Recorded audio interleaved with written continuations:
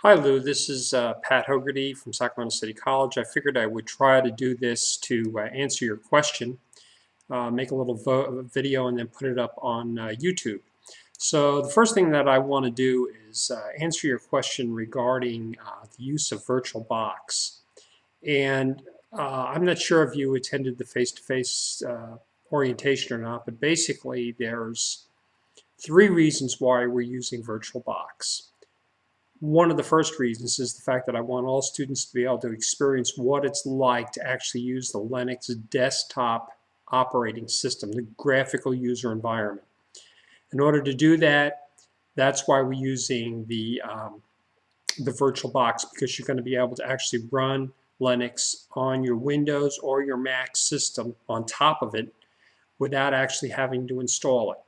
The second thing is that the reason why you're doing this is that when you and again, the second reason why, so you're familiar with what that interface looks like, how it operates, where things are located, how you actually use the web browser, how you transfer files using the FTP tools, how you log in using the terminal window. So that's the other reason why. The third reason is that when you come in for your final exam, you'll come into room B151.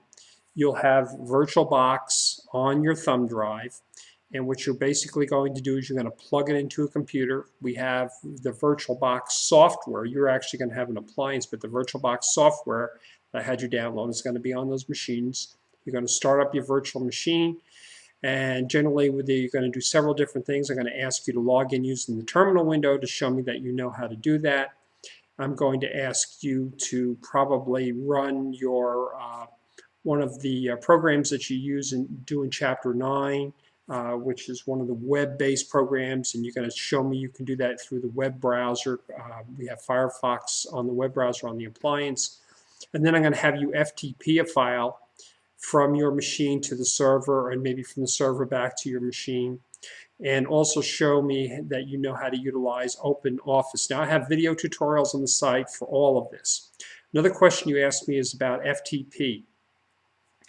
Keep in mind that all of the files that you're running, that you're creating in the labs are resident. They exist, just like they did in CISC 323. They exist on the Sacramento City College Linux server. So when you log in, all the work you're doing stays on that server. When you come in, you're going to demonstrate that your programs work just like you did in CISC 323 by using the terminal window. You're going to log in, you're going to demonstrate the program. Another one you're going to do is demonstrate how you're going to utilize the FTP program to transfer files back and forth. You asked about the USB file. The only thing I can really think about that in relation to that question is one of the things I've asked all students when they complete at least CISC 323, so they don't have to redo the work again, is that they can take their files and FTP them or copy them from the server to their thumb drive, so that if a year goes by and they come back later on, they want to utilize those files again, they don't have to recreate everything. So I believe I'm answering all of the questions that you have. I'm putting this video up on YouTube. It's right now. It's Monday. I think it's the 9th of April, and I'm going to put this up on YouTube, and then I'm going to send you a link, and then I want you to watch this video, which will explain your questions, and then you'll send me an email back and let me know that you watched the video and you understand everything I spoke about. Again, thank you very much for watching.